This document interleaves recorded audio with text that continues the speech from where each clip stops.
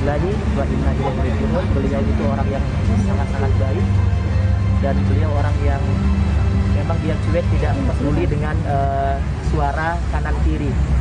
Dia selalu berkata, ngapain kita capek-capek dengerin omongan orang itu, yang selalu kita tangkap dari sosok Durce Gamalama. Kebaikan-kebaikan beliau kalau kita hitung ya tak terhitung. Beliau itu kurang lebih anak yatimnya lebih daripada 1000, bahkan mencapai 1500 anak asuh beliau, yang beliau biayai, yang beliau sayangi, yang beliau bina, itu berada di daerah Jati Bening, daerah Rumah Gadang. Pak Ustadz, ceritain dong Pak Ustadz, sebagai apa nih di keluarga dari Bunda Durce? Saya sebenarnya adalah sahabat beliau, tapi setiap kali ada pengajian, beliau selalu menjadikan saya untuk memberikan tausiah-tausiah, menjadi imam di Masjid Al-Hayu kalau lagi musim taraweh, Ramadan, khutbah Jumat di masjid yang beliau bangun. Dan di Rumah Gadang selalu ada pengajian, dan itu saya selalu mengisi pengajian di Rumah Gadang, pengajian beliau.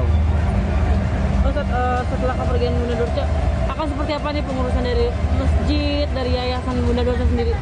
Kalau masjid memang beliau udah kasih buat masyarakat ya. Beliau selalu berkata itu masjid bukan punya dia, ya. Masjid itu buat masyarakat. Mungkin hanya lewat tangan beliau, rezeki dari Allah lewat beliau, masjid dibangun atas nama Al-Hayyu, ya. Hidup artinya ya, Al-Hayyu. Untuk yayasannya sendiri, kan banyak anak-anak juga yang Bunda Durce asuh gitu, Bunda Durce sayangnya seperti apa nih Pak Ustadz? Saya belum mendapatkan cerita kalau seputar dari yayasan. Beliau hanya sempat mau bercerita Rumah Gadang itu mau dijual. Rumah Gadang itu dia cerita sama saya ketika pengajian terakhir itu Maulid Nabi. Beliau bilang, Pak Is, rumah ini mau dijual, nanti uangnya 100% Bunda nggak akan ambil, ini Bunda buat kasih ke anak-anak yang ada di Suriah. Jadi emang itu udah niat beliau, kalau rumah itu laku dia nggak akan ambil sepeser pun, dan hasilnya akan beliau sumbangkan ke anak-anak yang ada di Palestina dan di Suriah. Itu udah menjadi janji beliau. Tapi kayaknya sampai sekarang rumah itu belum laku kayaknya, atau belum ada yang membelinya. Oke, Pak Ustadz, berarti bisa diceritain dikit nggak sih histori dari Masjid Hayu sendiri, dari mulai Bunda niat membuatnya sampai sekarang berdiri tegak? Kalau beliau termotivasi, Dari tahun berapa terdirinya nih Pak Ustadz? sudah lebih dari 10 tahun yang lalu itu masjid berdiri. Lebih dari 10 tahun yang lalu itu masjid berdiri. Dan beliau termotivasi dengan hadisnya Rasulullah, barang siapa yang membangunkan rumah Allah di dunia, maka akan dibangunkan istana di surga. Nah, beliau tuh kepengen nanti kalau nanti beliau pergi, beliau dapat istana di surganya Allah Subhanahu wa Ta'ala. Makanya beliau punya rezeki, beliau bangun itu. Dan saya orang yang pertama ketika masjid itu dibangun, dikontak beliau untuk memandu peresmian Masjid Al-Hayu itu, dan menjadi imam di taraweh di masjid itu. Dan beliau selalu bercerita betapa beliau itu sangat senangnya punya bangunan yang menjadi tabungan beliau di surga yang itu selalu beliau cerita kepada saya, selalu senang dia, dan ada bangganya bisa membuat masjid itu beliau karena kebaikan beliau. Nanti Bunda Durce juga sering selalu ibadah di sana ya Pak Ustadz ya? Iya, beliau lebih sering kalau lagi lelah dia suka di masjid itu dan suka ada di rumah yang ada di daerah Rawabinong ini. Tapi kalau misalnya rekaman dan ketemu anak-anak itu adanya di daerah Rumah Gadang situ. Beliau ada 3 tempat yang saya tahu ya, di Rawabinong, kemudian di Rumah Gadang itu satu lagi rumahnya tempat beliau istirahat. Dan saya sudah pernah semua ke tempat 3 beliau. Masuk ke kamar pribadi beliau pun saya sudah pernah, saking dekatnya komunikasi kita dengan Durce Gamalama. Oh, dari konsepnya sendiri Bunda sendiri nggak sih Pak Ustadz yang mengidekan dari masjid itu sendiri? Itu ide dia sendiri, bahkan ornamen-ornamennya itu dia sendiri yang memilih, karpet pun dia sendiri, semuanya dia. Jadi dia sendiri yang memilih karpet itu. Kalau dia lagi pergi ke sana, ke Tanah Suci, beliau selalu menggambarkan pengen kayak di sana suasananya. Jadi beliau bangun seperti kayak yang karpet yang tebal, dia bilang pengen yang nyaman kayak di Madinah, dia bilang begitu.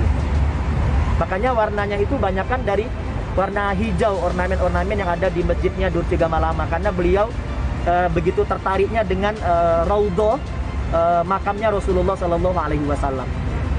Biasanya paling lama berapa hari atau berapa lama nih Pak Ustadz Bunda Durce ada di situ? Beliau orang yang susah ditebak, ya.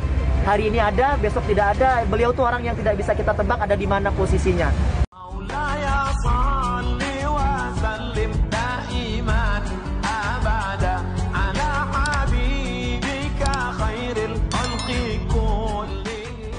Kadangkala kita baru ngasih kabar ada di situ, tiba-tiba sudah pergi. Jadi kadangkala beliau tidak bisa ditebak, tapi lebih sering memang dia adanya kalau lelah, kalau dia pengen refreshing, dia berada di masjid itu untuk zikir di situ.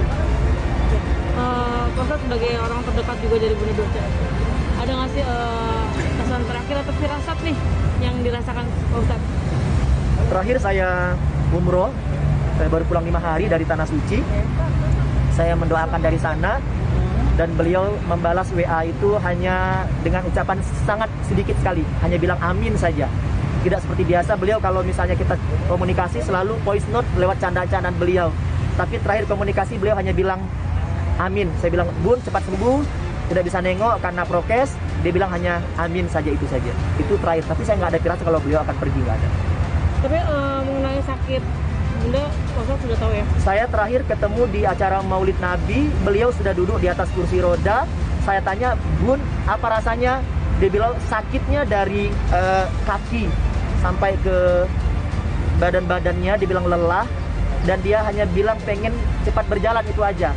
Jadi ketika acara itu beliau memang duduk di kursi sholat bersama saya, duduk dalam kondisi sholatnya tidak seperti orang yang normal. Dia kondisi sholatnya sholat yang mendapatkan rukhsah, orang yang duduk karena sakit. Dan waktu itu kakinya sudah ditempeli kayak semacam, saya tidak paham ya dunia medis, jadi kayak ditempeli semacam kayak kertas-kertas, ada kayak kabel-kabelnya gitu, dikit-dikit gitu, dan dia bilang itu untuk mengurangi rasa sakit di kayak saya kali itu. Kemudian sakit, lalu beliau hitung berapa hari dia tinggal dan langsung itu dibayarkan oleh saya.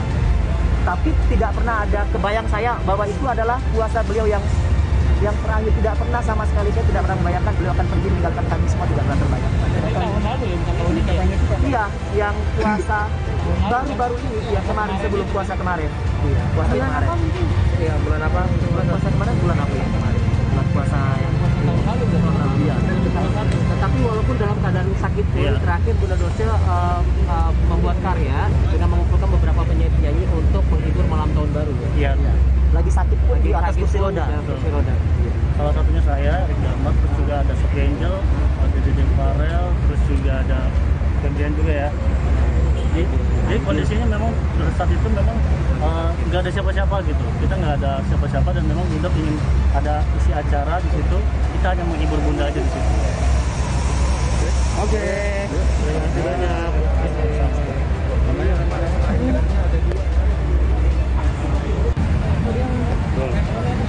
Oke, Ustadz Faiz, kita semua turut berduka cita sedih atas kepergian Bunda Dorce.